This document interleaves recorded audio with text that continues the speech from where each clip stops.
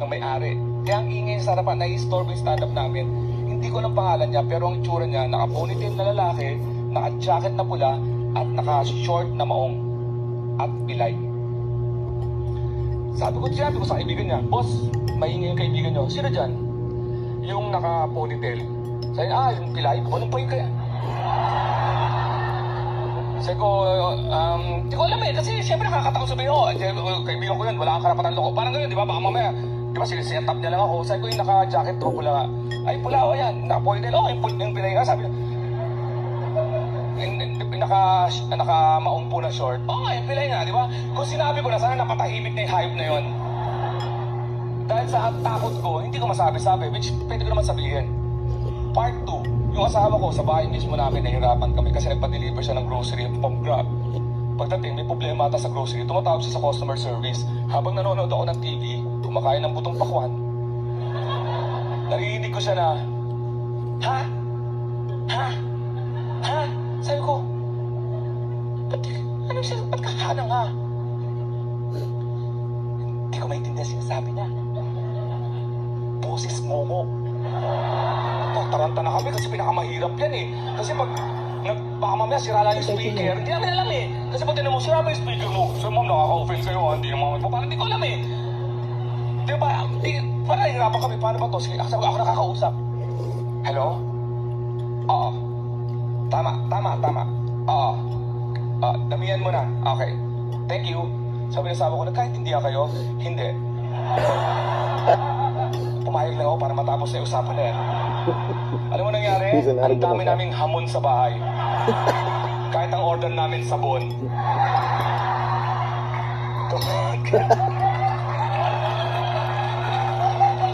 Don't get me wrong. Saludo ko doon sa grocery na nag-hire ng PWD. Saludo ko sa kanya. Kasi nag-hire siya ng PWD. Pero sana, punesto niya sa tamang pwesto. Hindi sa customer service.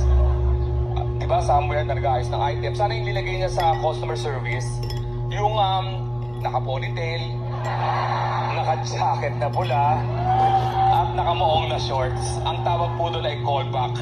Titas, pwede naman tayo dati magbiro ng kapansanan. Wala namang issue yun eh. Ngayon lang nagiging issue yun eh. Pag may friends tayo na medyo dulin, pwede mo tawagin doc. Sinubukan kong ma-achieve yung ginagawa ng asawa ko dahil sabi ko mukhang madali lang naman mag-grocery. Pero isa pa yun sa mga saludo ko sa asawa ko. Promise, sa babae, ang galing niya mag-grocery eh. Ang hirap na pala mag-grocery ngayon pag nagpunta ka. Hindi na pala isang klaseng tinapay. Ang dami na palang klase ng tinapay. Pag tingin mo, hanggang doon sa dulo yung tinapay. Gatas, hanggang doon sa dulo din. Sobrang dami. Nag-grocery ako. Ang dami ko nakita ngayon sa mga grocery na bagong nakakatawang produkto. Alcohol with moisturizer. Wala nang pakialam ngayon kung pumapatay sila ng germs basta may moisturizer. Sino nag-request nun? Meron bang nasaksak na kailangan mo ng alcohol? Huwag yan. Gusto ko yung may moisturizer. I want to maintain the freshness. Nakakita ako ng liquid. Dishwashing soap. Joy. Swear, with a touch of olay. Sino nag-request nun? May mga kasambahay ba na nag-rally sa tapat ng ulay? You want a touch of ulay? Sabi ng mga taga-ulay. Sa pag nakita ko produkto na talagang ngayon ko lang na-realize na medyo nadaya tayo yung eye drops, Pysine, ganyan. Di ba nakalagay dun sa may direction? 1 to 2 drops, 2 to 3 drops. Akala ko yung required na kailangan mo. Pero alam mo hindi. Dahil alam nila, sa unang patak mo, hindi tatama yun. Bihira naging successful. Kahit nga maging successful, kino-question mo pa eh. Ano ba yun? Di ba yung tawag kasi yung naka-invento nun, may problema ka na nga sa mata, ang involved pa ay to-hand coordination. Tanga lang, di ba? Minsan ikaw na nag-a-adjust. Pag bumatak dito, adjust mo na yung katawan mo.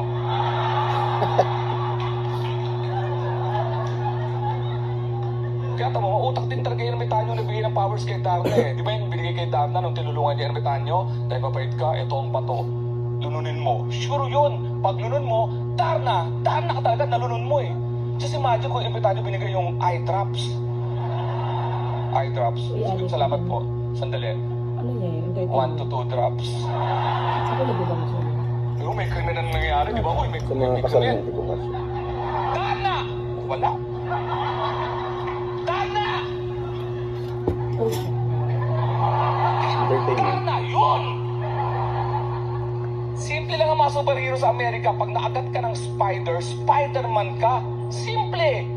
Di sa Pilipinas, mahirap siguro pag naagat ka ng langaw. Pag sagadin kami na. Kasi langaw man ka, ang hirap na maging langaw man. Bakit? May krimen, may tae. Hindi mo alam kung sino priority mo. Hoy, may nangyayari.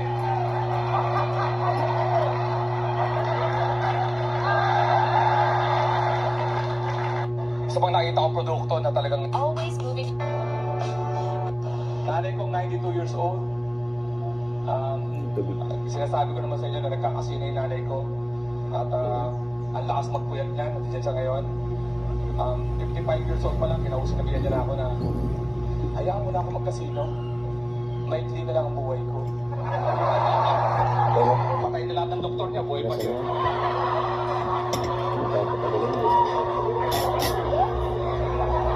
Nanay ko nagpaniwala sa akin Pinagpapawisan ka ang na. Magtanong na si ako. Juan Villar ay pagawaan ng TV. Ayun na.